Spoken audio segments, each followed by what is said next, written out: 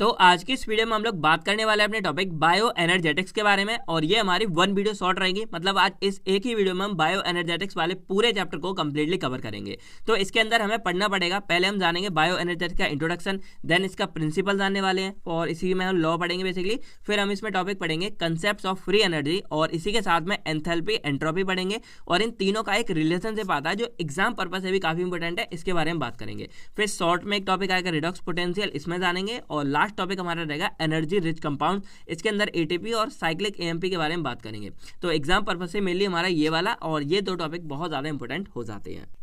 तो चलिए सिंपली सबसे पहले जानते हैं कि बायो एनर्जेटिक्स एक्चुअल में क्या होता है। तो देखो, मैंने आपको एक बात बोली है, जो कोई भी वर्ड है ना उसको पहले आप तोड़ लो। अगर आप उसको जितना ज़्यादा तोड़ोगे उसका सिंप्लीफिकेशन आपके लिए और अच्छा हो जाएगा। तो अगर हम बायो एनर्जेटिक्स को यहाँ तोड़ें तो दो वर्ड निकल के आते हैं, एक हमारा आता है बायो और एक हमारा आता है एनर्जेटिक्स। तो बायो वर्ड का सिंपली मतलब क्या होता है, इनसाइड अवर बॉडी, यानी कि हमारे ह्यूमन बॉडी के बारे में बात हो रही है। और एनर्जेटिक्स वर्ड कुछ एनर्जी से कनेक्टेड होता है। तो एनर्जेटिक्स का सिंपल मतलब क्या है कि यहाँ पर बात हो रही है एनर्जी की, और कौन सी एनर्जी की, जो हमारी बॉडी के अंदर प्रेजेंट होती है। यानी कि सिंपली अगर मैं बोलूँ तो bio energetics is the branch of science या फिर biochemistry in which we study about the energy involve या इनसाइड अवर बॉडी। यानी कि इसमें वो एनर्जी के बारे में हम बात करेंगे जो हमारी बॉडी के अंदर इन्वॉल्व होती है। तो अब अगर आपको थोड़ा बहुत डाउट हुआ तो इसको थोड़ा सा सिंप्लीफाई करते हैं कि आखिर कौन सी एनर्जी क्या कैसे क्या होता है। तो देखो, नॉर्मली आपको पता है कि मान लो ये हमारी एक ह्यूमन बॉडी है पूरी की पूरी, और इस ह्यूमन बॉडी के अंदर ढेर सारी केमिकल रिएक्शंस हमारी चलती रहती हैं।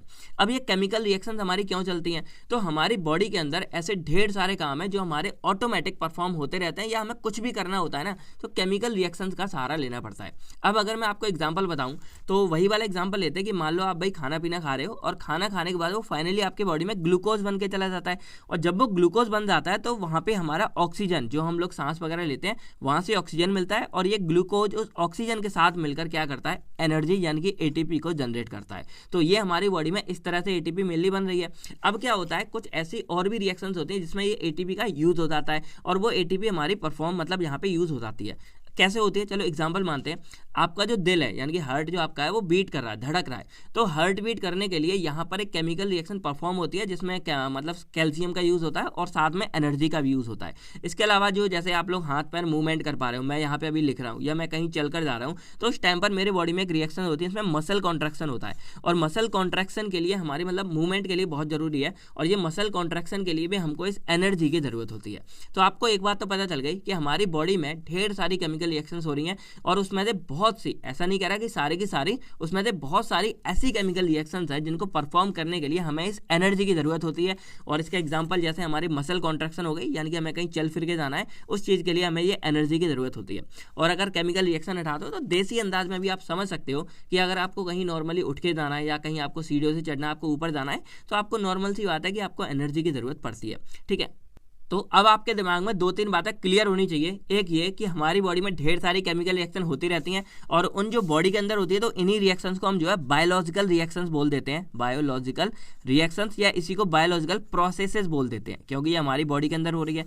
और इस बायोलॉजिकल प्रोसेस या फिर केमिकल रिएक्शंस के लिए हमें बहुत सी ऐसी हैं जिसके अंदर हमें जो है एनर्जी की जरूरत पड़ती है। तो दो फंडे आपके क्लियर हो गए, एक एनर्जी की जरूरत हो रही है और एक हमारी बॉडी में बायोलॉजिकल फंक्शन हो रहे हैं बहुत सारे। इसके अलावा आपको क्या जानना है कि बहुत सी ऐसी रिएक्शंस भी है जिनको परफॉर्म करने के लिए हमको एनर्जी की जरूरत पड़ती है, और बहुत सी ऐसी हैं जिनमें एनर्जी निकलती है। यानी कि सिंपल अगर मैं आपको बताऊं तो मान लो कि यहाँ पर एक हम रिएक्शन करते हैं, मान लो हमने एक रिएक्शन की जिसमें हमारी ए में से बी बन रहा है। ठीक है, ए में से बी हमारा बन रहा है, ये हमारा एक रिएक्टेंट हो गया यानी कि स्टार्टिंग पॉइंट, और ये हमारा एक फाइनल पॉइंट हो गया। तो हमारी एक रिएक्शन है जिसमें ए से बी बन रहा है। अब ये दो तरह की हो सकती हैं। एक ऐसी है कि मान लो हमने ए से जब बी बनाया तो ए से बी बन गया, और साथ में हमारी यहाँ पे जो है एनर्जी रिलीज हो रही है। क्या हो रही है, एनर्जी रिलीज हो रही है, और ये रिएक्शंस अपने आप होती हैं क्योंकि इन्हें एनर्जी की जरूरत नहीं पड़ रही है। अब साथ में कुछ ऐसी रिएक्शंस होते हैं जिसमें मान लो कि हमने ए से बी बनाया, लेकिन ए से बी बनने के लिए ए को एनर्जी की जरूरत पड़ी, और जब ए में एनर्जी ने अपना योगदान दिया तब जाकर ये ए हमारा बी में कन्वर्ट हुआ। तो इन दोनों रिएक्शन में सिंपल इतना फर्क है कि पहली बारी में हमारी एनर्जी निकल रही है यानी कि रिलीज हो रही है, हमें जरूरत नहीं थी, लेकिन जो बी वाली रिएक्शन है इसमें हमें एनर्जी की जरूरत पड़ रही है कन्वर्ट करने के लिए। यहाँ पर एनर्जी निकल नहीं रही, बल्कि एनर्जी जो हमने पहले बनाई होगी कभी हमारी बॉडी में है, उस एनर्जी का हम यहाँ पे यूटिलाइजेशन यानी कि यूजेस और कर रहे हैं। तो अब जो मैंने आपको 2-4 बातें बताई इसको ध्यान में रखो और धीरे धीरे हम आगे बढ़ते जाएंगे, आपके सारे के सारे डाउट जो है क्लियर हो जाएंगे। तो सिंपली अगर हम बात करें थोड़ा टेक्निकल टर्म में, तो इट इज द ब्रांच या फिर part of biochemistry in which we study about the energy inside living body, यानी कि हमारी लिविंग बॉडी के अंदर जो एनर्जी है उसी की स्टडी को हम बायो एनर्जेटिक्स बोल देते हैं। और ये हमारा 2 वर्ड से मिलकर बना है। बाकी इसको और डिफाइन करें तो it is the study of production and consumption of energy occurs during biological reaction inside living body, यानी कि जैसे मैं बोल रहा था कि एक केस में हमारी प्रोड्यूस भी होती है एनर्जी और एक केस में हमारी एनर्जी का यूज भी होता है, यानी कि कंजप्शन भी होता है। तो जो दोनों की स्टडी है, ऐसा नहीं है सिर्फ हमने एनर्जी प्रोडक्ट पढ़ा, हमने जो दोनों की स्टडी होगी, यानी कि एक में एनर्जी बन रही है एक में एनर्जी यूज हो रही है, उन दोनों की कंबाइंड स्टडी को ही हम यहाँ पर जो है बायो एनर्जेटिक्स बोल देते हैं। ठीक है, इसके अलावा यहाँ पे जो एनर्जी हमारी निकलती है, यानी कि जब रिलीज हो रही है तो वो हमारी केमिकल बॉन्ड के ब्रेकेज पे निकलती है। तो ये वाला फंडा मैं आपको लास्ट में क्लियर करूंगा, अभी आप थोड़ा सा डाउट में आ जाओगे। तो ये 3 चीजें आपके लिए क्लियर हो गई। अब हम पढ़ते हैं लॉ ऑफ बायो एनर्जेटिक्स, यानी कि बायो एनर्जेटिक्स हमारे किस सिद्धांत पे काम करता है, इसका प्रिंसिपल एक्चुअल में क्या है। तो it is the based on the law of thermodynamic, यानी कि ये थर्मोडायनेमिक के हमारे रूल पर जो है यहाँ पे काम करता है।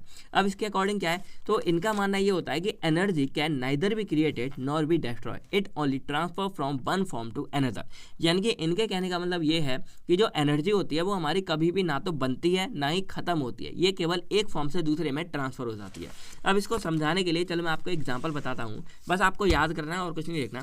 तो जैसे मैंने आपको प्रीवियस वीडियो में बताया था, अगर आपने नहीं देखा हो तो जाके चेकआउट कर लेना, कि जो हमारे जैसे खाना पीना हम कोई भी खाते हैं, तो जब हमने कोई खाना खाया तो वो डायरेक्टली हमारी एनर्जी में कन्वर्ट नहीं होता, वो फूड पहले जाएगा और हमारे पेट वगैरह में जाकर डिसोसिएट होएगा, डिसोल्यूशन होएगा, उसके बाद वो जाके हमारे ब्लड के अंदर एब्जॉर्ब होता है, और जब ब्लड में एब्जॉर्ब हो जाता है देन उस ब्लड में वो कार्बोहाइड्रेट्स की फॉर्म में, फैट की फॉर्म में और प्रोटीन की फॉर्म में जाता है। अब जो कार्बोहाइड्रेट की फॉर्म में गया तो वहाँ से वो ग्लूकोज की फॉर्म में आ जाता है, और देन ये ग्लूकोज हमारा, जो मैंने यहाँ पे आपको एक रिएक्शन बताई, मान लो कि ग्लूकोज हमारा ऑक्सीजन के साथ मिलकर हमारी बॉडी में एनर्जी छोड़ता है, तो यहाँ पे ग्लूकोज हो गया। अब अगर आप गौर करोगे तो ग्लूकोज ने यहाँ एनर्जी छोड़ी लेकिन खुद कार्बन डाइऑक्साइड और पानी की फॉर्म में बाहर निकल गया, यानी कि बेकार हो गया। अब समझो आगे की कहानी क्या थी यहाँ पे, तो हमने खाना लिया, खाने से कार्बोहाइड्रेट मिला, उससे ग्लूकोज मिला, और ग्लूकोज ऑक्सीजन के साथ मिलकर हमको एनर्जी फॉर्म कर दिया, और इस एनर्जी ने जो कोई हमें काम करना था वो हमने वर्क जो है परफॉर्म कर दिया, यहाँ पे हिस्सा हो गया। अब जो बचा हुआ वेस्ट था वो हमारा बॉडी से बाहर निकल जाएगा, कैसे भी निकलता है भाई, सुबह सुबह जाते हो या यूरिनेशन वगैरह से वेस्ट हमारी बॉडी से बाहर निकल जाता है, और देखा जाए एक तरह से लिक्विड पार्ट हो गया, तो वो लिक्विड पार्ट रीयूज हो गया हमारा फील्ड्स वगैरह में चले जाता है, यानी कि खेतों वगैरह में चले जाता है, और वहाँ के बाद वो वेजिटेबल्स यानी कि सब्जियाँ वगैरह हमारी उसी खेत के पानी या उनसे मतलब दोबारा उगती हैं, और वो सब्जियां अगेन हमारा खाना बन के आती हैं, और खाना फिर से हमारा बॉडी में जाके कार्बोहाइड्रेट्स बनाता है, फिर से ग्लूकोज बनेगा और फिर से एनर्जी बनेगी। यानी कि एक्चुअल में हमारी वही एनर्जी नहीं घूम रही है, लेकिन एनर्जी मैंने बोला ना एक फॉर्म से दूसरे फॉर्म में जाती है, यानी कि यहाँ पे हमारे खाने की फॉर्म में थी एनर्जी, देन वो कार्बोहाइड्रेट की फॉर्म में चला गया, फिर ग्लूकोज की फॉर्म में चला गया, उसके बाद यहाँ पे वो एटीपी की फॉर्म में चला जाता है। अब एटीपी एक्चुअल में क्या है, आगे हम इसके बारे में अच्छे से बात करेंगे, बट इतना समझ लो कि जैसे एनर्जी, जैसे हमारे रुपए होते हैं ना, जैसे आप पे कितने रुपए, 50 रुपए ये है, तो उस रुपए की INR एक मतलब हमारी करेंसी होती है, इंडियन रुपीज की INR, या हम बोल सकते हैं हमारे नोट सिक्का, उसी तरह हमारी एनर्जी की जो करेंसी है वो हमारी ATP होती है, यानी कि हम अपनी बॉडी में ATP में कैलकुलेट कर सकते हैं। हमारे पास 5 ATP एनर्जी हुई, हमारी यहाँ पे 7 ATP गनी, तो इस तरह हम इसको कैलकुलेट कर सकते हैं, सिंपल सा फंडा है।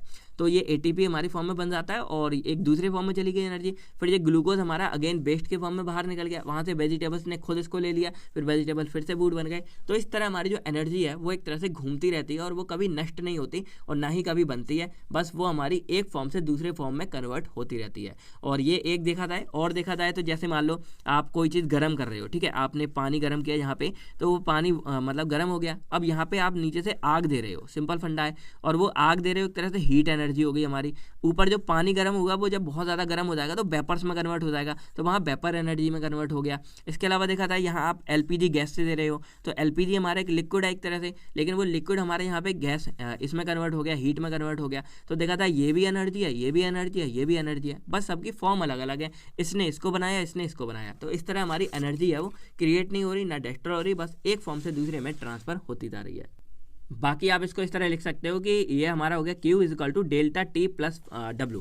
तो Q हमारी हीट है, तो मैंने इससे एक बनाया कि मान लो हम यहाँ से हीट दे रहे हैं, तो हीट हमने जब परफॉर्म की तो हमारी ये है चेंज इन एनर्जी, यानी कि हमारे इस पूरे अंदर सिस्टम में कितनी एनर्जी चेंज हो रही है, और एनर्जी चेंज होने के बाद हमारा यहाँ पे वर्क डन हो जाता है। जैसे एग्जाम्पल के लिए मान लो हमने यहाँ पे आलू रख दिए उबालने के लिए, या हमने यहाँ पे अंडे रख दिए कुछ भी, तो वो अंडे और आलू हमारे उबल गए और पानी में जो एनर्जी थी वो हमारी वापस ऊपर निकल गई, तो हमारा काम भी हो गया और हमारी एनर्जी भी खत्म नहीं हुई, वो बस फ्रॉम एक से दूसरे में ट्रांसफर होती रही। तो ये हमारा फंडा पूरा का पूरा चलता रहता है और इसी पे हमारे यहाँ बायो एनर्जेटिक्स में भी कन्वर्ट होता है कि यहाँ रिएक्शंस हमारी परफॉर्म होती रहती हैं, एनर्जी हमारी यूज़ होती है, दूसरे में चली जाती है और इस तरह एनर्जी अपना काम करती रहती है। तो ये पूरा फंडा आप लोग समझ गए होंगे इसका लॉ का। अब हम आते हैं अपने मेन टॉपिक के ऊपर, जहाँ पे हम पढ़ेंगे कंसेप्ट ऑफ फ्री एनर्जी और रिलेशनशिप के बारे में। तो एक चीज़ मैं आपको अभी क्लियर कर दूं कि spontaneous reaction, concept of free energy, साथ में हमारे यहाँ एंथैल्पी, एंट्रोपी और रिलेशनशिप बिटवीन फ्री एनर्जी, ये सब, तो ये सारे के सारे टॉपिक हमारे कंबाइंड है, यानी कि एक दूसरे से कनेक्टेड है। अगर आपको एक चीज़ समझ आ गई, आपको सब कुछ समझ आ जाएगा, और अगर एक चीज़ भी आपको अटक गई तो सारा कुछ अटक जाएगा। तो थोड़ा सा फोकस से सुनना और ट्राई करो कि आप लोग रफ नोटबुक और पेन ले लो, थोड़ा बहुत लिखते रहोगे, आपको आसानी होगी। और ये रफ नोट्स जो मैं पढ़ा रहा हूँ ये फेयर में नहीं मिलेंगे शायद, तो आप लोग ये रफ नोट्स का क्या करोगे, अभी लिख सकते हो साथ के साथ, ठीक है। चलिए अब देखो, एक चीज़ मैंने आपको बताई कि हमारी जो पूरी बॉडी है ना, इसमें ढेर सारी केमिकल रिएक्शन ऑटोमेटिक मतलब चलती जा रही हैं। अब यहाँ पे जो हमारी रिएक्शंस हैं, जो हमारे लिए बहुत इंपॉर्टेंट है भाई, हमारे बॉडी के फंक्शन कर रही हैं, ये दो तरह की हो सकती हैं। इसको ध्यान से सुनना। एक वो रिएक्शंस हैं जो अपने आप हो रही हैं, मतलब अपने आप से मतलब क्या है कि रिएक्शन तो हमारी हो रही है लेकिन उसमें हमको एनर्जी की ज़रूरत नहीं पड़ रही है। और एक वो रिएक्शन है जिसमें हमको एनर्जी की ज़रूरत पड़ रही है। तो यहाँ पर हम बात करें अगर, तो मान लो एक हम रिएक्शन कर रहे हैं जिसमें हमारा ए से बी में कन्वर्ट हो रहा है। ये एग्जाम्पल इसलिए ले रहा हूँ क्योंकि कॉमन है और आपको हर बार ये याद रहेगा। तो मान लो हमने कोई रिएक्शन परफॉर्म की और उसमें हमारा ए से बी यहाँ पे फॉर्म हो रहा है, ठीक है, सिंपल फंडा है। तो कुछ ऐसी रिएक्शंस होती हैं मतलब ए से बी बनेगा तो इसमें हमने कुछ भी काम नहीं किया, ये ऑटोमेटिक हो रही है, यानी कि हमें कोई मेहनत वगैरह कुछ करने की जरूरत नहीं पड़ी। ये रिएक्शंस हमारी ऑटोमेटिक होती हैं और साथ में ये एनर्जी को भी रिलीज कर देती हैं। यानी कि ये हमारी वो रिएक्शंस है जो एक तो अपने आप हो रही हैं, दूसरा ये एनर्जी को भी रिलीज कर रही हैं। तो जो ऐसी रिएक्शंस होती हैं जो अपने आप होती हैं और वो एनर्जी लेने की वजह एनर्जी को रिलीज भी करती हैं, ऐसी रिएक्शंस को हम बोलते हैं स्पॉन्टेनियस रिएक्शन। अब ये वर्ड याद रखना क्योंकि आगे इसके पीछे बहुत झमेला होने वाला है, ठीक है, बहुत कुछ आपको सहना पड़ेगा। तो यहाँ पे सिंपल फंडा आप समझ गए कि spontaneous reactions are those reaction which occur itself, they does not required energy, instead they release energy, यानी कि उनको एनर्जी की जरूरत नहीं है इंस्टेड, यानी कि बल्कि वो एनर्जी देती और है। तो एक इस तरह की रिएक्शंस होगी। अब अगर यहीं पर हम थोड़ा सा उल्टा फंडा देखें तो मान लो कुछ ऐसी रिएक्शंस होती हैं, मान लो हमें फिर से ए से बी में करना है, तो वो रिएक्शंस अपने आप नहीं होती हैं बल्कि उनको परफॉर्म करने के लिए एनर्जी की जरूरत पड़ती है और जब उनको एनर्जी मिल जाती है तब जाके वो रिएक्शंस में कामयाब होती हैं। अब इसका एग्जांपल अगर देखा जाए तो अभी मैंने आपको एक बताया कि जो ग्लाइकोलिसिस की हमारी रिएक्शंस है जिसमें ग्लूकोज हमारा ऑक्सीजन के साथ बाइंड अप करेगा और तब जाके वो यहाँ पे मतलब CO2 और H2O बनाएगा और साथ में एनर्जी रिलीज कर रहा है। तो इस रिएक्शन के लिए हमको यहाँ पे एनर्जी की जरूरत नहीं पड़ी और एनर्जी के बिना इसने क्या किया, एनर्जी हमको दी और है उल्टा। तो ये हमारी स्पॉन्टेनियस रिएक्शन है जो ऑटोमेटिक हो रही है और साथ में एनर्जी रिलीज और कर रही है। अब यहीं पर सेकंड रिएक्शन के बारे में बात करें तो जैसे हमें मूवमेंट करना, मैं अभी यहाँ पे हाथ लिख रहा हूँ या अपने हाथ को ऊपर उठाना हो और या मेरा दिल धड़क रहा है, तो इस केस में हमको एनर्जी की जरूरत पड़ती है। यहाँ पर एनर्जी के बिना हमारा काम नहीं चलेगा। तो इस तरह की इनको हम बोलते हैं नॉन स्पॉन्टेनियस रिएक्शन, यानी कि जिसमें हमको एनर्जी की जरूरत पड़ जाती है। बाकी एक बात और बता दूं कि ये जो आपको रिएक्शन है ना जिसमें एनर्जी की जरूरत पड़ रही नहीं पड़ रही, ये सारा फंडा आपका यूनिट 2, यानी कि ज़्यादा वेट नहीं करना है, इस वीडियो के साथ यूनिट 1 कंप्लीट हो भी जाएगी। तो यूनिट 2 में आपको सारा कुछ देखने को मिलेगा और अच्छे से आपको सारा कुछ समझ भी आ जाएगा। तो अब हम बात करते हैं कंसेप्ट्स ऑफ फ्री एनर्जी के बारे में, जो एक्चुअल में हमारा इसी से जो है कनेक्टेड रहने, मैंने बोला ना सारे टॉपिक अब कनेक्टेड आने वाले हैं। तो फ्री एनर्जी कंसेप्ट में सिंपल हमको क्या पढ़ना है, जैसे मान लो कोई हमारी एक रिएक्शन होती है जिसमें हमारा ए से बी बना है, ओके, कोई फंडा नहीं है। अब मैंने आपको यहाँ पे दो चीज़ें बताई थी, एक ये होगा कि भाई कोई रिएक्शन हमारी यहाँ पे जिसमें एनर्जी निकल रही है, यानी कि प्रोड्यूस हो रही है, और एक फंडा वो है जहाँ पे एनर्जी कंज्यूम हो रही है, कोई दिक्कत नहीं है। लेकिन जो फ्री एनर्जी हमारी वो क्या होता है कि it is the maximum amount of energy, यानी कि ये हमारे पूरी रिएक्शन की टोटल एनर्जी है जो उस टाइम पर अवेलेबल है। अब चाहे वो प्रोड्यूस हो रही हो चाहे वो कंजप्ट हो रही हो, यानी कि हमें फ़र्क नहीं पड़ता कि वो यहाँ हमारी मतलब बन रही है या खत्म हो रही है, बस वो एनर्जी वो है जो हमारी पूरी रिएक्शन के दौरान वहाँ पे अवेलेबल है, यानी कि प्रेजेंट है। तो it is the maximum amount of energy which is available during chemical reaction. और जो ऐसी एनर्जी होती है जैसे मान लो ए से बी बन रहा है, तो उस टाइम पर जो एनर्जी वहाँ पे अवेलेबल है उस पूरी एनर्जी को हम फ्री एनर्जी बोलते थे। अब फ्री क्यों बोला है, क्योंकि यहाँ पर अब ये फ्री है भाई, हमारी यहाँ पर कोई एनर्जी पूरी अवेलेबल है। अब ये एनर्जी या तो हमारी जब रिएक्शन होगी तो इस दौरान पे बन जाएगी या फिर हमारी यहाँ पे इस दौरान पे यूज हो जाएगी। तो कंजप्शन और प्रोडक्शन दोनों ही वाली एनर्जी को हम मिला के जो है फ्री एनर्जी बोल देते हैं। और ये फ्री एनर्जी का फंडा बहुत इंपॉर्टेंट क्यों है, क्योंकि भाई हमको ये एनर्जी देखा जाए ओवरऑल जितने भी हमारे काम है सारे के सारे हमारी इसी एनर्जी से हो रहे हैं। और इस एनर्जी के काम कैसे हैं, हमारे दिल का धड़कना, मसल कॉन्ट्रैक्शन, मूवमेंट करना, हमारी और भी बहुत सारे बायोलॉजिकल फंक्शन है, सारे के सारे एनर्जी से हो रहे हैं। तो इसीलिए फ्री एनर्जी को पढ़ना हमारा बहुत ज़रूरी है। अब ये फ्री एनर्जी एक्चुअल में हम पढ़ के हो रहे हैं। तो देखो मैंने आपको बताया दो चीज़ें हैं, एक में एनर्जी निकल रही है, एक में एनर्जी यूज़ हो रही है। जो निकल रही है वो स्पॉन्टेनियस है और जिसमें यूज़ हो रही है वो नॉन स्पॉन्टेनियस है। तो एक्चुअल में हमें इसी फ्री एनर्जी की मदद से ये पता लगाना होता है कि भाई कोई भी जो हमारी रिएक्शन हुई है अभी यहाँ से ए से बी बनाए वो हमारी स्पॉन्टेनियस है कि नॉन स्पॉन्टेनियस है। बस हमें इतना फंडा जो है आगे रिलेशनशिप तक पूरा पढ़ना है। तो हमें बस इतना सा फंडा क्लैरिफाई करना है कि कोई भी रिएक्शन जो हमारी हो रही है ए से बी में जा रही है वो हमारी स्पॉन्टेनियस है कि नॉन स्पॉन्टेनियस है। और पता कैसे लगाएंगे, स्पॉन्टेनियस वो रिएक्शन है जिसमें एनर्जी रिलीज हो रही है और नॉन स्पॉन्टेनियस वो है जिसमें एनर्जी का यूज हो रहा है। ठीक है, सिंपल फंडा है। तो फ्री एनर्जी को हम जो है जी से डिनोट करते हैं। अब जी से क्यों करते हैं, क्योंकि इसको जो फ्री एनर्जी है ना इसको हम गिब्स फ्री एनर्जी नाम से भी जानते हैं। अब जो गिब्स फ्री एनर्जी इसलिए जानते हैं क्योंकि ये जो पूरा कंसेप्ट है फ्री एनर्जी का वो हमें विलियम गिब्स जी ने दिया था, यानी कि एक साइंटिस्ट थे, उन्होंने ये फंडा दिया था और इसीलिए इनका नाम हो गया है गिब्स फ्री एनर्जी हो जाता है। और इसीलिए इसको डिनोट करते हैं हम जी से। और मेनली हम जो है चेंज इन एनर्जी यानी कि डेल्टा जी का यूज़ करते हैं। डेल्टा वर्ड आता है मतलब चेंज इन एनर्जी हम पढ़ते हैं यहाँ पे। और ये इसलिए करते हैं क्योंकि आपको बताया पूरी रिएक्शन के दौरान हमारी जो एनर्जी है वो कुछ ना कुछ चेंज होती रहती है, मतलब एकदम फिक्स नहीं होती है, कुछ यूज़ हो रही है, कुछ कंजप्ट हो रही है। तो इसीलिए हम यहाँ पे क्या करते हैं, चेंज इन एनर्जी यानी कि डेल्टा जी का यूज़ करते हैं। अब इसका फॉर्मूला हमारा होता है delta G is equal to delta H minus T delta S. अब इसमें अगर चीज़ें देखी जाए तो डेल्टा जी हमारी गिब्स फ्री एनर्जी हो गई, डेल्टा एच हमारा होता है चेंज इन एंथैल्पी और डेल्टा एस हमारा होता है चेंज इन एंट्रोपी और एस हमारा होता है टेम्परेचर। अब लोगों का दिमाग घूम गया हो गया भाई ये एंथैल्पी और एंट्रोपी क्या आ गया। तो हम यहाँ से आगे की कहानी कब समझेंगे, जब पहले हम यहाँ बात करेंगे एंथैल्पी और एंट्रोपी के ऊपर।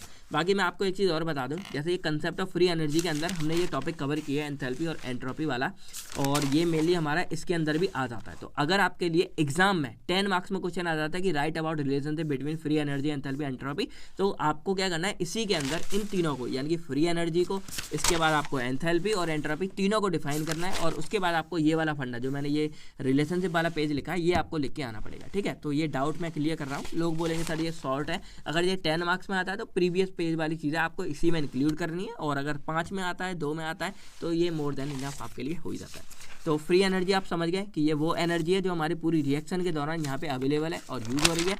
और अब हम बात करते हैं एंथैल्पी के बारे में।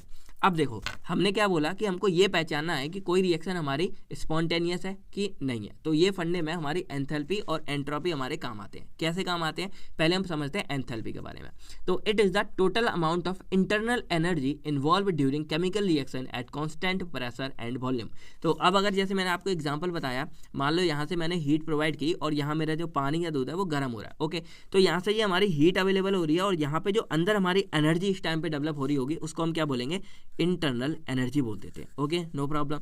अब यहाँ पर ये दो चीज़ों पे डिपेंड करता है। अगर मान लो यहाँ पे जो टेम्परेचर है इसका वो अगर कांस्टेंट है, तब तो आपको बताया कि 100 डिग्री के बाद हमारा जो पानी है वो हमारा वेपराइज होने लगेगा। और प्रेशर हमारा होता है जो ऊपर से अवेलेबल है, यानी कि यहाँ पे या मैंने इस कंटेनर को दबा के रखा है, जैसे कुकर के अंदर हम रख देते हैं तो वहाँ पे प्रेशर एक हमारा अंदर ही अंदर बनता रहता है। तो इस तरह हमारा प्रेशर और वॉल्यूम, यहाँ वॉल्यूम हमारा क्या है, मान लो मैंने यहाँ पूरा गर्म किया और मैंने यहाँ पे ऊपर से फिर और पानी डाल दिया, तो और पानी डाल दोगे तो वो और गर्म हो सकता है। लेकिन जितना पानी इनिशियल था यानी कि स्टार्टिंग में था, अगर सेम उतना ही पानी रखोगे तो वो आगे मतलब जितना गर्म हो गया हो जाएगा। तो सिंपल मेरा मतलब ये है कि अगर हम यहाँ पर इसका वॉल्यूम जो है वो कांस्टेंट कर दें, यानी कि जितना हमने स्टार्टिंग में पानी गर्म करें सिर्फ उतना रखें, और हम इसका प्रेशर कांस्टेंट करते हैं, यानी कि हम इसमें प्रेशर ऊपर से ना बढ़ाएं, तो यहाँ पे जो हम हीट इधर से सप्लाई कर रहे हैं नीचे से, वो हीट हमारे इसके अंदर की हीट के बराबर हो जाती है। और देखा जाए तो भाई कॉमन चीज़ है, जितना नीचे से हीट प्रोवाइड करें उतना ही हीट तो ऊपर होगी, लेकिन कब होगी, जब हम इसमें वॉल्यूम यानी कि अगर हम इसमें और ना बढ़ाएं और जो इसका प्रेशर है उन दोनों को कांस्टेंट कर दें। तो एंथैल्पी हमारी वही कहते हैं कि एंथैल्पी एक हमारा फिनोमेना एक तरह से है जो हमें ये बताता है कि it is equal to the total amount of internal energy involve during chemical reaction at constant pressure and volume. यानी कि जब हम किसी भी सिस्टम का एक प्रेशर यहाँ पे वॉल्यूम कांस्टेंट कर देते हैं और प्रेशर कांस्टेंट कर देते हैं, तो उस टाइम पर जो हमारी एंथैल्पी है वो हमारी इंटरनल एनर्जी के बराबर हो जाती है। तो delta H is equal to delta E plus P V. P V हमारे क्या होंगे, ये प्रेशर हो गया और ये वॉल्यूम हो गया, इन दोनों को कांस्टेंट कर दो तो delta H equal to delta E आ जाता है। ई फॉर हमारा होता है इंटरनल एनर्जी और एच हमारा होता है एंथैल्पी और पी फॉर प्रेशर और बी फॉर वॉल्यूम। अब ये चीज़ हमने यहाँ पे निकाली क्यों, तो इसका फंडा हमारा आता है रिएक्शन से। अब जैसे मान लो इसको जब हम कैलकुलेट करेंगे, जब हम रिएक्शन में करेंगे तो डेल्टा एच की कुछ वैल्यू आएगी हमारी, ठीक है। अब अगर डेल्टा एच की वैल्यू जो हमारी नेगेटिव आती है, यानी कि सिंपल बोला जाए तो अगर हमारा एंथैल्पी जो है वो नेगेटिव आता है तो उस टाइम पर हमारी जो रिएक्शन होगी वो हो जाती है स्पॉन्टेनियस। यानी कि ऐसी रिएक्शन जिसमें डेल्टा एच की वैल्यू नेगेटिव आती है तो वो हो जाती है स्पॉन्टेनियस। आपको यही वाला फंडा याद रखना है और एक बार अगर आपको ये याद हो जाएगा आप सारी कहानी अच्छे से याद कर लोगे। तो स्पॉन्टेनियस रिएक्शन में हमारी जो डेल्टा एच है यानी कि एंथैल्पी वो नेगेटिव होती है और स्पॉन्टेनियस है मतलब इसमें एनर्जी अपने आप रिएक्शन हो रही है और एनर्जी हमारी निकलेगी। ये फंडा 3-4 बार है, आप याद कर लो। स्पॉन्टेनियस है, एनर्जी हमारी निकलेगी, रिएक्शन अपने आप होगी और एनर्जी रिलीज होगी। और जो ऐसी रिएक्शंस होती हैं जिसमें एनर्जी रिलीज होती है यानी कि एनर्जी बाहर निकलती है उसको हम एक्सोथर्मिक बोलते हैं या फिर एक्सेरोथर्मिक बोलते हैं। नाम से याद कर लोगे ई एक्स बोले तो हमारा एग्जिट वर्ड आ जाता है। एग्जिट मतलब बाहर निकलना। तो ऐसी रिएक्शन जिसमें एनर्जी हमारी बाहर निकलती है यानी कि सिंपल मान लो ये है तो इसमें से एनर्जी हमारी जब बाहर निकलती है तो इसको हम बोल देते हैं यहाँ पे मतलब एंथैल्पी हमारी नेगेटिव आएगी और इसको स्पॉन्टेनियस या इसको हम एक्सोजेनिक या फिर एक्सोथर्मिक रिएक्शन बोल देते हैं। सारा फंडा आपके सामने लिखा पड़ा है। अब यहाँ बात करें हम इसका सेकंड केस, तो अब मान लो कि हमारा एच जो है डेल्टा एच वो पॉजिटिव निकल के आता था, यानी कि जब हमने एंथैल्पी कैलकुलेट की और वो हमारी अगर पॉजिटिव आ जाती है तो उस केस में यहाँ पे क्या होता है। और अब अगर हमारा एंथैल्पी जो है पॉजिटिव वैल्यू आ जाती है यानी कि यहाँ निकालो और इसकी वैल्यू अगर पॉजिटिव आ जाती है उस केस में ये रिएक्शन हमारी हो जाती है नॉन स्पॉन्टेनियस और इसमें क्या होगा हमारी एनर्जी यहाँ पे यूज़ होती है यानी कि एनर्जी एब्जॉर्ब हो रही है। और जहाँ पे एनर्जी एब्जॉर्ब होती है उसको हम एंडोथर्मिक रिएक्शन बोल देते हैं। एंडो और एंडेरो, इसका सिंपल मतलब क्या है, एंडो मतलब क्या होता है एक तरह से एंट्री हो रही है यानी कि हमने यहाँ पे एनर्जी का यूज़ किया है। तो ये दोनों फंडे आप समझ गए। यानी कि सिंपल यहाँ पे जो पूरे एंथैल्पी का सिंपल इतना मतलब था यहाँ जानना, ये इसकी डेफिनेशन हो गई। कभी 2 नंबर में आप लिख के आ सकते हो और 10 में आएगा तो साथ में लिखना ही पड़ेगा। इसका सिंपल इतना निकालना था, जो इसका कंक्लूजन था वो इतना था कि अगर एंथैल्पी नेगेटिव है तो स्पॉन्टेनियस है और अगर एंथैल्पी पॉजिटिव है तो हमारी नॉन स्पॉन्टेनियस है। अब हम बात करें एंट्रोपी के बारे में, तो एंट्रोपी एक्चुअल में हमारा होता है मेजरमेंट ऑफ रैंडमनेस और डिसऑर्डरनेस ऑफ द सिस्टम। अब मैं आपको क्लियरली इसका मतलब समझा देता हूँ कि आखिर एंट्रोपी हम यूज़ क्यों करते हैं। तो जैसे मान लो कि हमारे पास 3 सिस्टम होते हैं, एक होता है हमारे पास सॉलिड और एक हमारे पास होता है लिक्विड और एक हमारे पास होती है गैस, ठीक है। 3 चीज़ें होती हैं। अब आपको बताइए सॉलिड का जो हमारा स्ट्रक्चर होता है यानी कि जो सॉलिड अंदर से बना होता है वो एकदम ठोस होता है और ठोस होने की वजह से जो इसके अंदर के पार्टिकल हैं वो इस तरह से एकदम एकदम पैटर्न में होते हैं, अच्छे से होते हैं। फिर लिक्विड के बारे में बात की जाए तो इसमें भी पैटर्न से होते हैं लेकिन थोड़े से लूज होते हैं यानी कि आपको इस तरह से दिखेंगे। अब बात करें गैस की तो एक तो इसमें बहुत कम होते हैं और बहुत ही ज़्यादा रैंडम होते हैं यानी कि इसमें कोई भी पैटर्न हमारा फॉलो नहीं होता है। सिंपल फंडा है। तो यहाँ पर जो रैंडमनेस है हमारी एक्चुअल में वो हमारी इसी के बारे में बता रही है कि यहाँ पर देखो रैंडमनेस हमारी बहुत कम है यानी कि बहुत कम है। लिक्विड में थोड़ी सी है लेकिन गैस में हमारी सबसे ज़्यादा रैंडमनेस है क्योंकि इसके अंदर के जो मॉलिक्यूल्स है वो हमारे एक भी पैटर्न में नहीं है और बिखरे पड़े हैं। अब रैंडमनेस का एग्जाम्पल अगर मैं आपको बताऊँ तो देखो अगर मैं सीरियसली बोलूँ तो आप में से 50% या मोर देन 50% ऐसे लोग होंगे जिन्होंने सोचा ही नहीं होगा कि वो लोग फार्मेसी में एडमिशन लेंगे, बी फार्मेसी करेंगे, ये करेंगे। जब आप 11th-12th में होगे तो आपने सच्ची नहीं सोचा होगा। तो ये भी एक तरह से क्या है कि हमारी ज़िंदगी ही रैंडमनेस से भरी हुई है। हम एक्चुअल में कितना भी कोई भी प्लान बना ले, कुछ भी कर लें, हमारी ज़िंदगी में होना अचानक रैंडम चीज़ें हैं यानी कि जो नहीं सोचा होता वही हो जाता है। तो वही फंडा हमारा एंट्रोपी पे होता है कि जब हम कोई भी केमिकल रिएक्शन परफॉर्म करते हैं तो उसके अंदर जो हमारे सब्सटेंस हैं, केमिकल, गैस, लिक्विड, सबका यूज़ हमारा होता है और सॉलिड का भी यूज़ होता है। तो रिएक्शन के टाइम पे कितनी रैंडमनेस हमारी आ सकती है उस रैंडमनेस को ये मेजर करती है और उसी रैंडमनेस के द्वारा ये पता लगाती है कि कोई रिएक्शन हमारी स्पॉन्टेनियस है कि नॉन स्पॉन्टेनियस है। चलो ज़्यादा अंदर मत घुसो, बस इतना समझ लो कि it is the measurement of randomness या फिर डिसऑर्डरनेस ऑफ सिस्टम। और सिस्टम एक्चुअल में हमारी कंप्लीट रिएक्शन के बारे में बात हो रही है और यहाँ पर रैंडमनेस, यहाँ एग्जाम्पल आप समझ गए, जहाँ पे पैटर्न में होती हैं चीज़ें और जहाँ पे हमारी इधर उधर बिखरी पड़ी रहती हैं वो रैंडमनेस हमारा हो जाता है। अब इसको हम जो है डेल्टा एस से डिनोट करते हैं क्योंकि इसमें भी हम चेंज इन एंट्रोपी पढ़ते हैं और इसमें कंक्लूजन क्या निकल के आता है कि यहाँ पर थोड़ा सा उल्टा होता है। मैंने आपको क्या बोला, आप बस एक चीज़ याद रख लो कि डेल्टा एच जब नेगेटिव होगा तो स्पॉन्टेनियस होगा और बस इसका उल्टा कर दो कि अब डेल्टा एच जब पॉजिटिव होगा तो नॉन स्पॉन्टेनियस होगा। बाकी स्पॉन्टेनियस के अंदर एनर्जी रिलीज होती है और नॉन स्पॉन्टेनियस में एनर्जी अब्जॉर्ब होती है। जस्ट उल्टा करते जाओ। अब एंट्रोपी को बस इसका उल्टा कर दो यानी कि जो एंथैल्पी थी इसका उल्टा कर दो। यहाँ पर क्या होगा स्पॉन्टेनियस में कि अगर हमारा जो एंट्रोपी है वो पॉजिटिव होगी, यहाँ पे जब नेगेटिव थी तब स्पॉन्टेनियस थी, यहाँ पे जब हमारी एंट्रोपी पॉजिटिव है तब स्पॉन्टेनियस है कि जब हमारी एंट्रोपी पॉजिटिव होगी उस टाइम पर हमारी रिएक्शन स्पॉन्टेनियस होती है यानी कि वो हमारी ऑटोमेटिक होगी और उसमें हमारी रैंडमनेस भी बढ़ जाएगी और हमारी जो एनर्जी है वो रिलीज होगी और एनर्जी रिलीज होने की वजह से उसको हम एक्सोथर्मिक बोलेंगे। और यही फंडा इसका यहाँ पे इधर उल्टा कर दो कि अब अगर हमारी जो एंट्रोपी है वो नेगेटिव वैल्यू में आती है तो उस टाइम पर हमारी रिएक्शन नॉन स्पॉन्टेनियस हो जाएगी, रैंडमनेस हमारी कम हो जाएगी और एनर्जी हमारी एब्जॉर्ब होगी और रिएक्शन हमारी हो जाएगी एब्जॉर्ब होने की वजह से एंडोथर्मिक हो जाती है। तो आई होप आपको कोई डाउट नहीं रहा होगा। बाकी एंथैल्पी एंट्रोपी सिंपल हमको इतना बताते हैं कि हमारी रिएक्शन स्पॉन्टेनियस है कि नॉन स्पॉन्टेनियस है।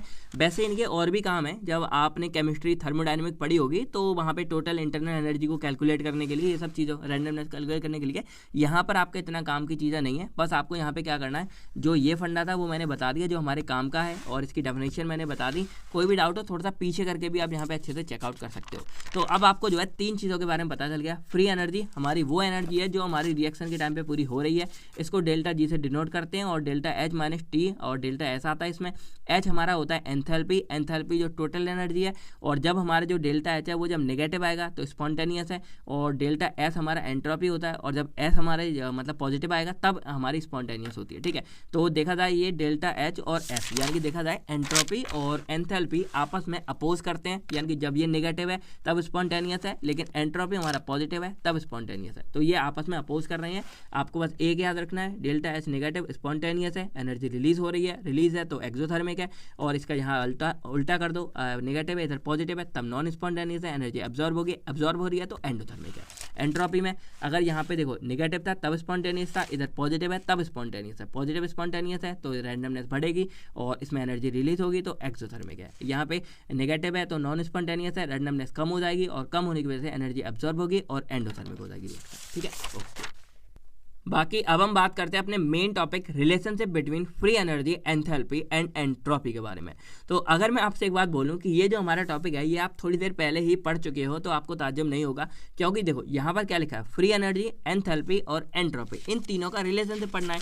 और अभी अभी हमने जो यहाँ पे कंसेप्ट ऑफ फ्री एनर्जी पढ़ा, तो अगर आप यहाँ गौर से देखोगे तो डेल्टा जी हमारा क्या है, फ्री एनर्जी, डेल्टा एच हमारा क्या है, एंथैल्पी, और डेल्टा एस हमारा क्या है, एंट्रोपी, और इन तीनों का रिलेशनशिप हमारा गिब्स फ्री एनर्जी ही तो है, तो कुछ भी अलग नहीं है। जो हमारी गिब्स फ्री एनर्जी एक्चुअल में है, इसी को हम यहाँ पर क्या बोल देते हैं, relationship between free energy, enthalpy and entropy के बारे में।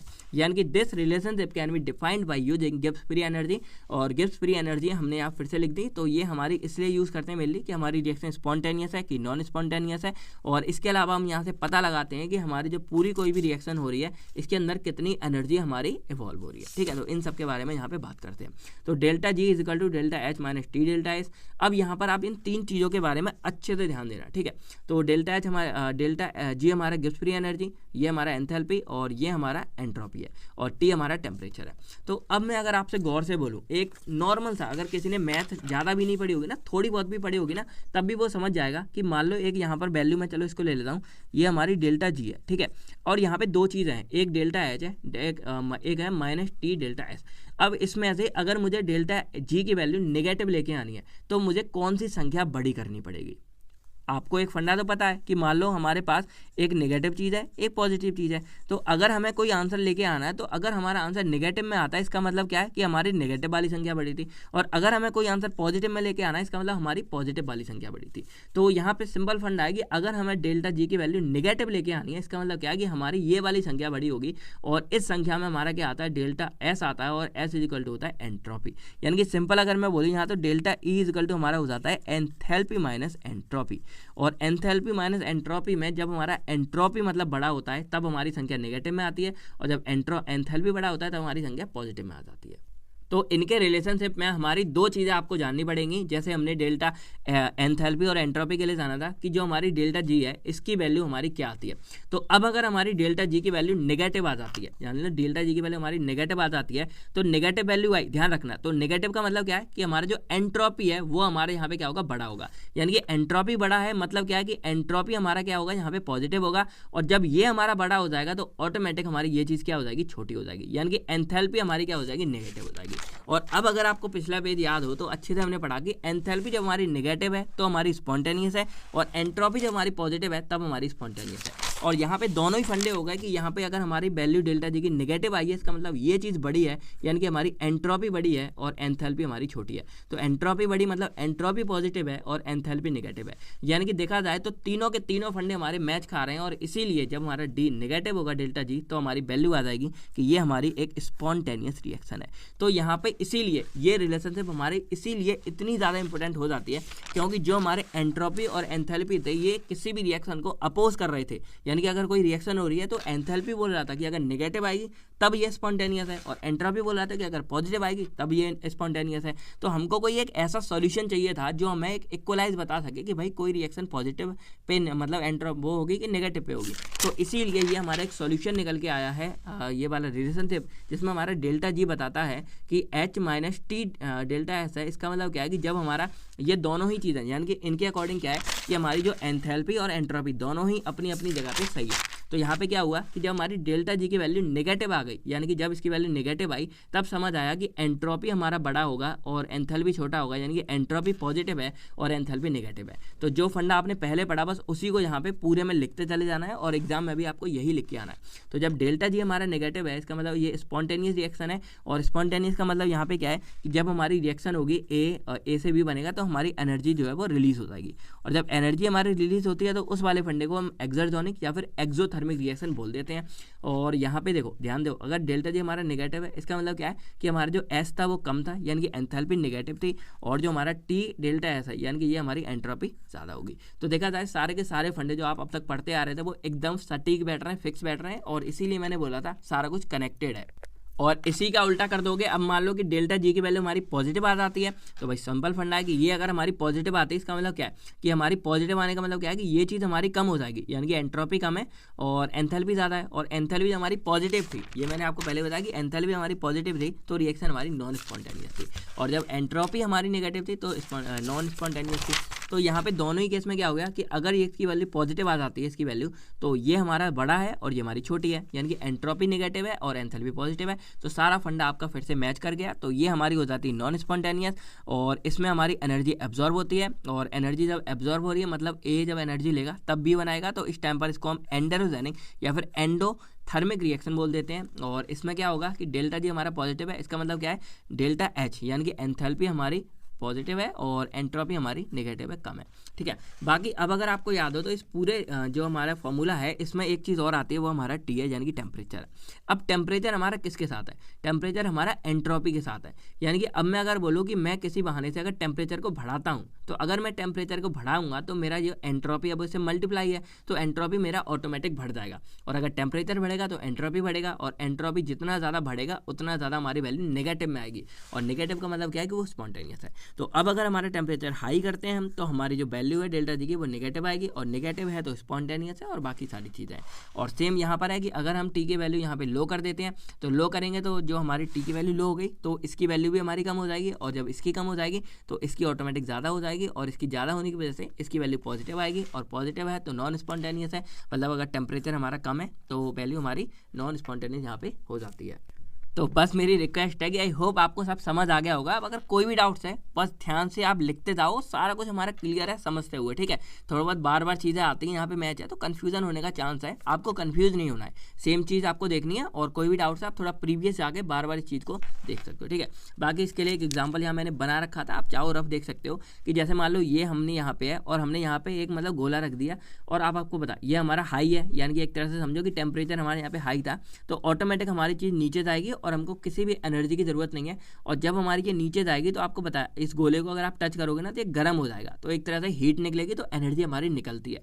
यानी कि ये हमारा एक तो ऑटोमेटिक हुआ और थोड़ा बहुत ग्रेविटी ने काम किया, एक तो ऑटोमेटिक हुआ और हमारी हीट भी जनरेट हुई। तो ऐसी रिएक्शन हमारी होती है स्पॉन्टेनियस वाली।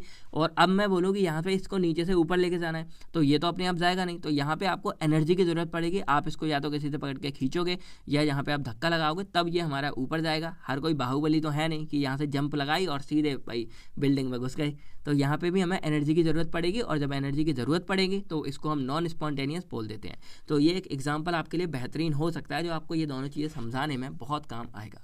बाकी यहाँ पर जो मेरी रिएक्शन थी यानी कि एक्सेरोजेनिक, इसी को हम जो है एंडोथर्मिक भी बोलते थे, और इनके बारे में मैंने बता दिया कि जो रिएक्शन हमारी एनर्जी को रिलीज करती हैं उसको हम स्पॉन्टेनियस रिएक्शन या फिर एक्सोथर्मिक रिएक्शन बोलते हैं। इसमें डेल्टा जी नेगेटिव होता है, एनर्जी रिलीज, यही सारी बात है जो प्रीवियस पढ़ी थी वही यहाँ लिख देनी है, क्योंकि टॉपिक है तो अलग से आपको लिखना पड़ेगा। और एंडोजेनिक या फिर एंडोथर्मिक हमारी नॉन स्पॉन्टेनियस है, एनर्जी हमारी यूज होगी और डेल्टा जी हमारा पॉजिटिव होगा, और इस तरह की रिएक्शन यहाँ पे बन के आएगी। हमारा इसका लास्ट टॉपिक रहता था रिडॉक्स पोटेंशियल। अब देखो रिडॉक्स पोटेंशियल का मैं देखो वर्ड क्या है, रिडॉक्स। रिडॉक्स में दो चीज़ें आती हैं, एक आता है रिडक्शन प्लस ऑक्सीडेशन, तो इसको हम जो है ऑक्सीडेशन और रिडक्शन पोटेंशियल भी बोल देते हैं।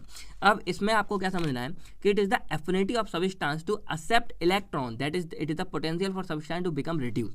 यानी कि मान लो जब हम यहाँ पे रिएक्शन करवा रहे थे, मान लो हमारा ए से बी जा रहा है, तो इस टाइम पर हमारी कुछ ऑक्सीडेशन या फिर रिडक्शन होती है, और इसमें हमारे जो इलेक्ट्रॉन है वो एक चीज़ से दूसरी जगह पे मूवमेंट करते हैं।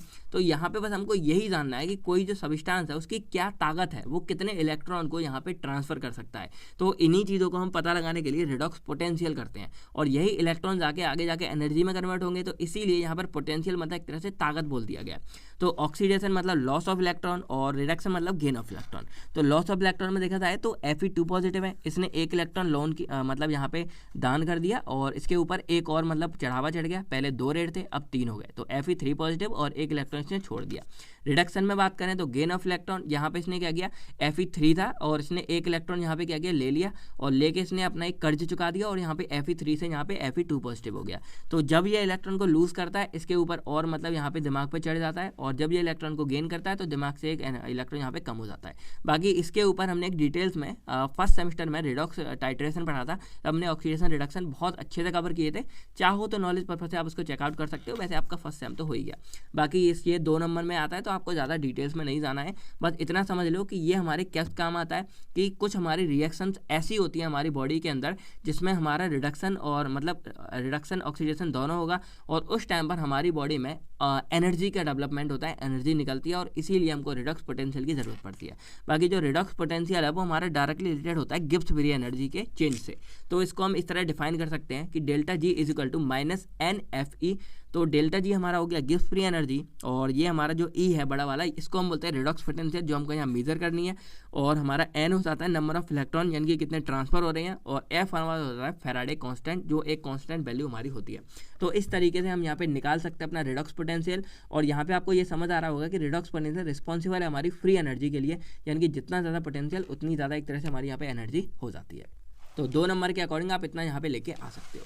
तो ये हमारा पूरा का पूरा बायो एनर्जेटिक्स का फंडा अच्छे से समझ आ गया होगा। आई होप आपको कोई भी डाउट से आप फर्दर पूछ सकते हो, एंड सारा कुछ आपको क्लियर हो गया होगा। तो अब हम अपना नेक्स्ट टॉपिक समझते हैं, जिसका नाम क्या है, एनर्जी रिच कंपाउंड। अब देखो एग्जाम के अंदर क्या होता है कि एनर्जी रिच कंपाउंड में से सिर्फ आपके लिए जो है 2 ही चीज़ें आएंगी। एक तो ये है कि इसमें आपको एक ATP के बारे में बहुत अच्छे से लिखना पड़ेगा, जो मैंने यहाँ अच्छे से बता रखा है, और सेकंड हमारा है साइक्लिक AMP, तो ये यहाँ पे मिल जाएगा। तो इसके बारे में सिर्फ थोड़ा बहुत यहाँ लिख के आप आ जाना। तो चलिए हम समझते हैं अपने एनर्जी रिच कंपाउंड्स के बारे में। अब देखो मैंने आपको एक चीज़ बताई कि यहाँ पे हमारी कोई भी रिएक्शन हो रही थी, अब तक यहाँ पे हम देख रहे थे, तो यहाँ से हमारी एनर्जी निकल के आ रही थी।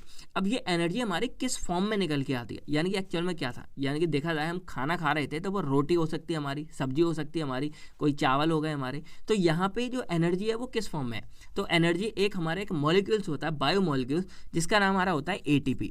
तो इस ATP के फॉर्म में हमारी ये एनर्जी प्रेजेंट होती है, और जब ये हमारा पूरा बनता है तो वो ATP हमारी जो है डेवलप हो जाती है, जनरेट हो जाती है।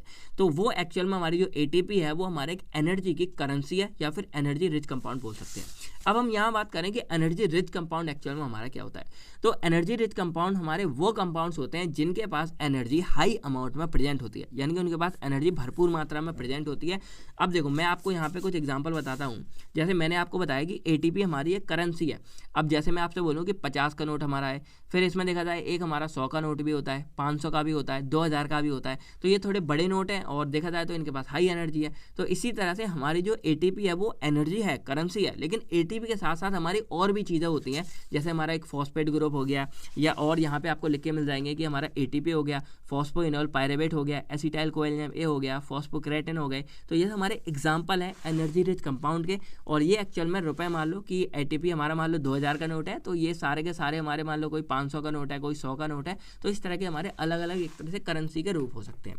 तो एनर्जी रिच कंपाउंड सिंपल हमारे वो कंपाउंड है जिनके पास हाई अमाउंट में एनर्जी प्रेजेंट होती है। अब देखो इनको डिफाइन भी भी किया गया है कि अगर कोई ऐसा कंपाउंड है जो रिलीज करता है अप्रॉक्सीमेटली 7 कैलोरी पर मोल के बराबर, यहाँ पे MOL लिख लो, या फिर 7 कैलोरी से ज़्यादा मतलब कोई सब्सटेंस हमारा वो है रिलीज करता है, तो वो हमारे एनर्जी रिच कंपाउंड माने जाता है, ठीक है। और अगर उससे कोई कम करता है तो उनको हम लो एनर्जी कंपाउंड यहाँ पे बोल देते हैं। अब एक चीज़ और जान लो कि एनर्जी रिच कंपाउंड में मेनली हमारा क्या होता है, एक फॉस्फेट ग्रुप भी ऐड होता है, और फॉस्फेट ग्रुप होने की वजह से इनको हम जो है हाई एनर्जी फॉस्फेट कंपाउंड भी बोल देते हैं। अब एग्जांपल जैसे हमारा ATP है, तो ATP की अगर फुल फॉर्म देखी जाए ना तो एडिनोसाइन ट्राइफॉस्फेट, यानी कि यहाँ भी एक फॉस्फेट ग्रुप है P4, तो ये हमारा एक तरह से हाई एनर्जी फॉस्फेट कंपाउंड हमारा हो जाता है। बाकी यहाँ पे जो एनर्जी है वो हमारी तब रिलीज होती है जब हमारे केमिकल बॉन्ड की ब्रेकेज होती है, यानी कि टूटे जाते हैं। ये मैंने आपको स्टार्टिंग में बताया था कि अभी हम थोड़ी देर में जो है इसको यहाँ पे कवर करेंगे। तो अब अगर इसके क्लासिफिकेशन के बारे में बात करें तो मेनली 5 तरीके के हमारे यहाँ पे हो सकते हैं एनर्जी रिच कंपाउंड, और भी ढेर सारे हैं पर हम मेनली यहाँ देख लेते हैं। पहला हमारा होता है पायरोफॉस्फेट, तो इसमें पायरोफॉस्फेट ग्रुप हमारे प्रेजेंट होते हैं। एग्जांपल हमारा ATP हो गया, और इसी में एक साइक्लिक AMP भी आता है जिसके बारे में हम बाद में बात करेंगे। फिर हमारा एसाइल फॉस्फेट हो गया, तो इसका एग्जाम्पल हो गया 1,3 बाईफॉस्फोग्लाइसरेट। इनॉल फॉस्फेट हो गया, तो इसमें फॉस्फो इनॉल पायरेट हो गया। फिर थायोस्टर्स हो गए, तो इसमें एसिटाइल कोएंजाइम A हो गया। और फॉस्फाजीन्स हो गए, तो इसमें हमारा फॉस्फोक्रेटिन हो गया। अब मैं देखो यहाँ पे सबके बारे में मैंने यहाँ पे डिफाइन नहीं किया है, क्योंकि भाई हमारे लिए इसमें इंपॉर्टेंट ATP और साइक्लिक AMP है, तो इसके बारे में अच्छे से करेंगे। और अगर एग्जाम में आ जाता है तो थोड़ा बहुत इसके बारे में लिखो, क्लासिफिकेशन लिखो, और जो ATP है वो हमारा मेन है, आप उसको यहाँ पे डिफाइन कर दोगे, आपको नंबर अच्छे खासे मिल जाएंगे। बाकी यहाँ पे अगर फॉस्फोजीन्स को थोड़ा सा समझने की कोशिश करें तो देखो इसमें क्या होता है कि जैसे हमारा ATP है, तो ATP के साथ हम जो क्रेटिन की रिएक्शन करवा देते हैं। एक क्रेटिन हमारा कंपाउंड है, और यहाँ एंजाइम क्रेटिन काइनेज का यूज़ करते हैं। और जब ये हमारा होता है तो फॉस्फोक्रेटिन का यहाँ पे फॉर्मेशन होता है, एक फॉस्फेट ग्रुप हमारे यहाँ ऐड हो जाता है, और ADP हमारी बाहर निकल गई। ATP adeno triphosphate, ADP adeno diphosphate. Try में 3 थे फॉस्फेट, यहाँ पे 2 रह गए, यानी कि एक फॉस्फेट ग्रुप हमारा क्रेटिन के साथ जुड़ गया और हमारा फॉस्फोक्रेटिन बन गया। अब जो फॉस्फोक्रेटिन है ना वो हमारा बहुत मतलब किस लिए होता है, जैसे मसल्स वगैरह के लिए। आप लोगों ने वो सुना होगा ना कि क्रेटिन पाउडर आता है जो हमारे मसल्स वगैरह को बहुत एनर्जी प्रोवाइड कर रहा है, तो उस चीज़ में ये हमारे यहाँ पे काम आता है। बाकी अब हम थोड़े बहुत एग्जाम्पल और देख लेते हैं कि किस में कितनी एनर्जी प्रेजेंट होती है। तो जैसे हमारा एडिनोसाइन ट्राइफॉस्फेट है, इसमें -7.3 होता है। अब देखो माइनस क्यों हो रही है, क्योंकि ATP हमारी जब निकलती है, आपको अगर याद हो तो ATP हमारी निकलती है, तो यहाँ पे मतलब ये हमारी स्पॉन्टेनियस है, और स्पॉन्टेनियस पे हमारी डेल्टा G की वैल्यू नेगेटिव में आती है। तो ये तीनों हमारी ऐसी एनर्जी हैं जो हमारी निकल रही हैं, तो इसीलिए इनकी वैल्यू नेगेटिव में आएगी। तो ये मतलब -7.3 हमारी यहाँ पे कैलोरी पर मोल है। और फॉस्फेनॉल पायरेट में -13.0 है, और ग्वेनोसिन ट्राइफॉस्फेट में हमारी 7.3 है। तो ये हमारा इससे भी हाई मतलब एनर्जी वाला हो जाता है, ठीक है। बाकी एक रिएक्शन अगर देखे जाए तो कहाँ पे हमारी एनर्जी यूज़ होती है ये दिखाया है। तो मान लो ग्लूकोज है हमारा, ग्लूकोज से ग्लूकोज 6 फॉस्फेट बना, और उस टाइम पे हमारा एंजाइम यूज़ हुआ हेक्सोकाइनेज, और वहाँ पे हमारी ATP यूज़ हुई, और ATP हमारी ADP में यहाँ पे कन्वर्ट हो गई। तो एक हमारा फॉस्फेट ग्रुप यहाँ पे लग गया। अब इसके बारे में आगे आपको समझ आएगा। तो अब हम बात करते हैं अपने topic adeno triphosphate, adenosine triphosphate यानी कि ATP के बारे में। तो ATP हमारा बहुत ही कॉमन सोर्स है हमारी पूरी बॉडी के बायोलॉजिकल रिएक्शंस के लिए, और इसको हम करेंसी ऑफ एनर्जी से भी जानते हैं कि हमारी एनर्जी की एक तरह से करेंसी है। और स्ट्रक्चर देखा जाए तो यहाँ पे 3 चीज़ों से मिलकर ये बना होता है। 3 हमारे यहाँ पे छोटे छोटे मॉलिक्यूल्स होते हैं। अब अगर आपने प्रीवियस वीडियो पढ़ी होगी तो उसमें न्यूक्लिक एसिड जब मैंने आपको पढ़ाया था, वहाँ पे मैंने आपको बताया था कि जो हमारा DNA या फिर RNA का स्ट्रक्चर है वो हमारा न्यूक्लियोटाइड से मिलकर बना होता है। और वहाँ पे एक हमारा होता है नाइट्रोजनस बेस, और यहाँ पे हमारे 4-5 तरीके के होते थे। एडेनिन हमारा हो गया, यूरेसिल हो गया, थायमिन हो गया, गुआनिन, और हमारा साइटोकाइनेज। तो यहाँ पे हमारा जो एडेनिन है वो यहाँ पे हमारे यहाँ पे इस्तेमाल किया गया है। उसके अलावा यहाँ पे हमारी राइबोस शुगर थी, ये भी हमारी 2 तरीके की थी। एक हमारी राइबोस थी, एक डीऑक्सी राइबोस थी, और डीऑक्सी राइबोस में हमारी H की जगह O को हटा दो और सिर्फ H आ जाता था। तो यहाँ पे हम राइबोस शुगर का यूज़ कर रहे हैं। और थर्ड, वहाँ पे सिर्फ एक फॉस्फेट ग्रुप लगा होता था, यहाँ पे हमारे 3 फॉस्फेट ग्रुप लगे हुए हैं। तो जो एडेनिन और राइबोस शुगर है इन दोनों को मिलाकर हम बोल देते हैं एडिनोसाइन, यानी कि एडिनोसिन या फिर एडिनोसाइन बोल देते हैं इन दोनों को मिला के। और यहाँ पे 3 फॉस्फेट के ग्रुप हैं तो इसीलिए इसको ट्राइफॉस्फेट बोल देते हैं। तो adeno triphosphate ATP, adenosine triphosphate, ये हमारे इस पूरे का नाम हो जाता है। और ये स्ट्रक्चर आप याद कर लेना, सिंपल है, कोई टफ नहीं है हमारा। न्यूक्लिक एसिड में आपने अच्छे से पढ़ा होगा, RNA DNA के अंदर। बाकी इसमें ये बातें यहाँ लिखी हुई हैं, 3 पार्ट है हमारे, और यही सारी चीज़ें। अब ये एनर्जी रिलीज कैसे करती है, इसके ऊपर क्वेश्चन आ जाता है हमारा। तो यहाँ पे जो फॉस्फेट ग्रुप एक्चुअल में हमारा है यहाँ पे, तो देखा जाए, देखो एक हमारे यहाँ पे कनेक्ट हो गया फॉस्फेट ग्रुप, एक हमारे यहाँ पे कनेक्ट हो गया। तो जो फॉस्फेट ग्रुप हमारे यहाँ मेनली, तो इनका एक बॉन्ड होता है जिसको हम क्या बोलते हैं, फॉस्फो एनहाइड्राइड बॉन्ड बोलते हैं या फॉस्फेट बॉन्ड बोलते हैं, जब ये टूटता है, जैसे मैं आपको स्टार्टिंग में बता रहा कि जब ये टूटता है ना तो उस टाइम पर हमारी एनर्जी रिलीज होती है। तो अब अगर एटीपी के बारे में बात की जाए तो एडिनो ट्राइफॉस्फेट है, और जब इसकी हाइड्रोलिसिस होती है, जब इसको पानी के साथ हम रिएक्शन करवाते हैं तो यहाँ पर जो फॉस्फेट ग्रुप है हमारा वो मान लो यहाँ से एक टूट जाएगा, और जब यहाँ से हमारा फॉस्फेट ग्रुप टूटेगा तो ये फॉस्फेट हमारा कम हो जाएगा और अब हमारे पास सिर्फ 2 फॉस्फेट रह जाएंगे, और जो बचा हुआ ये फॉस्फेट है ये जाके अपना जो है वर्क करेगा जो भी काम दिया गया है। तो जैसे हमने एटीपी के साथ जब हाइड्रोलिसिस करवाएंगे तो एडीपी रह जाएगा, यानी कि एडिनो ट्राई से हमारा 3 से मतलब एक टूट गया और हमारा एडिनो डाई रह गया, हमारे पास सिर्फ 2 रह गए। और इसके बाद हमारे यहाँ पे इनऑर्गेनिक फॉस्फेट मतलब अलग मतलब निकल गया, जो हमारा फॉस्फेट बचा था इनऑर्गेनिक फॉस्फेट निकल गया, और हमारी जो एनर्जी है वो 7.3 कैलोरी एनर्जी हमको यहाँ पे मिल गई। अब यही हमारा फर्दर मान लो जैसे एडीपी, अब इसमें भी हमारे 2 फॉस्फेट ग्रुप है तो इसकी फर्दर हाइड्रोलिसिस हो सकती है और हमें यहाँ पे एएमपी यानी कि एडिनोसिन मोनोफॉस्फेट मिल जाएगा, यानी कि सिर्फ अब यहाँ से मान लो एक हट गया था, हमने यहाँ से एक और डिलीट कर दिया, हमारे 2 हट जाएंगे तो एडिनोसिन मोनोफॉस्फेट रह जाएगा, और उस टाइम पर हमको एक और यहाँ पे फॉस्फेट ग्रुप रिलीज होगा और हमको फिर से जो है इतनी एनर्जी मिल जाएगी। अब इसके बाद हम चाहें तो फिर से एएमपी को भी हम यहाँ पे हाइड्रोलाइज करवा सकते हैं, और इसकी जब हाइड्रोलिसिस होगी तो हमारा एडिनोसाइन रह जाएगा, क्योंकि अब ये भी फॉस्फेट ग्रुप चला जाएगा तो इन दोनों को मिलाकर हम एडिनोसिन या साइन बोलते हैं वो रह जाएगा, फॉस्फेट ग्रुप निकलेगा और हमारी जो इतनी एनर्जी थी वो फिर से हमारे रिलीज हो जाएगी। तो देखा जाए तो एक एटीपी से हम जो है लगभग इतनी एनर्जी यहाँ पे निकाल सकते हैं, इसीलिए ये हमारे बहुत ज़्यादा रिच कंपाउंड हो जाते हैं और इस तरह ये काम करते हैं। इनकी हाइड्रोलिसिस होगी और उसके बाद जाकर ये अपनी एनर्जी को रिलीज करते हैं और एक एक करके करते हैं, एक फॉस्फेट निकालेंगे तब एनर्जी है हमारी होती है। इसके बाद बात की जाए तो यहाँ पे एक आती है एटीपी और एडीपी साइकिल।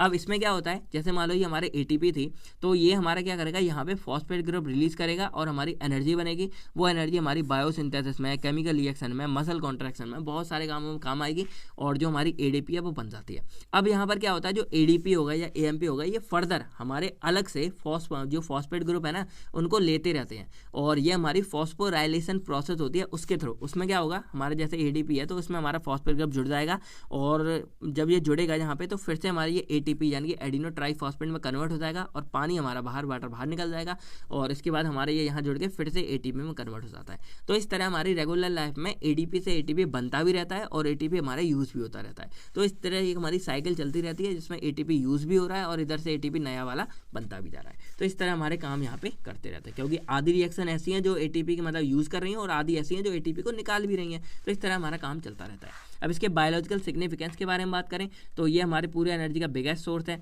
इसको एक्सोथर्मिक रिएक्शन मतलब जनरेट करते हैं ये, और एंडोथर्मिक में क्या होता है इसका यूज़ होता है। उसके बाद ये प्राइमरी सोर्स है एनर्जी का बहुत सारी मेटाबॉलिक रिएक्शन के लिए, जैसे डीएनए की सिंथेसिस हो गई, आरएनए या प्रोटीन बनाने में हम इसका यूज़ करते हैं। इसके बाद ये मसल कॉन्ट्रैक्शन में हेल्प करता है और मूवमेंट वगैरह में हेल्प करता है। बाकी ये सेल सिग्नलिंग में भी हमारी हेल्प करता है। तो ये एटीपी के बारे में बहुत सारी बातें हो गई। आई होप आपको अच्छे से सारे को समझ आ गया होगा। अब हम लास्ट टॉपिक के बारे में बात करें तो ये हमारा है साइक्लिक एएमपी और इसकी फुल फॉर्म होती है साइक्लिक बाकी एडिनोसिन मोनोफॉस्फेट जो यहाँ पे होता है। अब ये कैसे बना है, तो यहाँ पे सिंपली हमारा एक सेकेंडरी मैसेंजर की तरह काम करता है। ये आपको फार्माकोलॉजी में समझ आएगा। बाकी सिंपली ये क्या करता है कि एडिनाइल साइक्लेज एक एंजाइम होता है उसको एक्टिवेट कर देगा और वो इसका फॉर्मेशन करता है। अब इसका स्ट्रक्चर अगर देखा जाए ये हमारा सेम है एटीपी की तरह, ये हमारा सेम है। अब यहाँ पे इसको साइक्लिक क्यों बोला गया है, इसमें सिर्फ एक मोनोफॉस्फेट यानी कि एक फॉस्फेट ग्रुप ऐड होता है और उसमें भी क्या होता है कि ये जगह आपको पता है OH होता है, इधर भी OH होता है, तो इधर का O हमारा डायरेक्ट इस फॉस्फेट से कनेक्ट हो जाता है और इधर का O हमारा डायरेक्ट इससे कनेक्ट हो जाता है और बस बाकी हमारा सेम है। और इसके कनेक्ट होने की वजह से इधर एक साइक्लिक सा स्ट्रक्चर बन जाता है, तो इसीलिए इसे साइक्लिक, और ये हमारा एडिनोसाइन है और ये हमारा मोनोफॉस्फेट है, तो इसीलिए इसका नाम होता है साइक्लिक एडिनोसाइन मोनोफॉस्फेट होता है। स्ट्रक्चर आपको अच्छे से समझ आ गया होगा। अब इसके बायोलॉजिकल सिग्निफिकेंस के बारे में बात करें तो देखो ये हमारा एक तरह से सेकेंडरी मैसेंजर की तरह काम करेगा और ये इंट्रासेलुलर सिग्नलिंग में काम आता है। यानी कि जो मान लो हमारा सेल है तो सेल के अंदर हमारे माइटोकॉन्ड्रिया सब चीज़ें हैं, तो इसके अंदर जो हमारे सिग्नल होते हैं उसमें काम आएगा, उसको करने में। अब ऐसा क्यों होता है, क्योंकि बहुत सारे हमारे ऐसे हार्मोन्स होते हैं जो इसको प्लाज्मा मेम्ब्रेन को क्रॉस करके अंदर नहीं आ पाते। तो जो साइक्लिक एएमपी है वो क्या करेगा, इस हार्मोन को लाने में और इस मैसेज को ट्रांसफर करने में हमारी हेल्प करता है। सिंपल फंडा है। इसके बाद ये कार्डियोवास्कुलर जो फंक्शन है हमारे हार्ट के होते हैं, जैसे हार्ट बीट वगैरह, उसमें बहुत ज़्यादा हेल्प करता है और कैल्शियम चैनल वगैरह को वो करके। इसके अलावा ये हमारे ब्लड शुगर को मतलब रिड्यूस करेगा, ब्लड प्रेशर को, और रिड्यूस इन्फ्लामेशन को रिड्यूस करेगा, ब्रोंको डायलेशन करेगा, ट्रैकिया को डायलेट वगैरह करेगा। तो ऐसे बहुत सारे काम है जो ये करता है। आपको इतना डिटेल्स नहीं जाननी, अभी बस आपको स्ट्रक्चर और ये सारी बातें समझ आ गई होंगी। तो आई होप आपको सारी कहानी समझ आ गई होगी। अब अगर कोई भी डाउट्स आप कमेंट करके हमें पूछ सकते हैं। बाकी आपको बायो एनर्जेटिक्स की डेफिनेशन कमेंट सेक्शन में लिखनी है। बाकी आपको वीडियो कैसी लगी कमेंट करके बताओ और लाइक वगैरह कर दो यार। और भाई बताओ, फीडबैक जरूर दो कि आपको कैसा समझ आया। कोई भी डाउट्स है आप कमेंट करके बताओ। बाकी मिलते हैं हम आपसे बहुत नेक्स्ट वीडियो में। तो friend thank you, take care, अपना अपनी फैमिलीज का ख्याल रखेगा। बाय बाय दोस्तों, जय हिंद दोस्तों।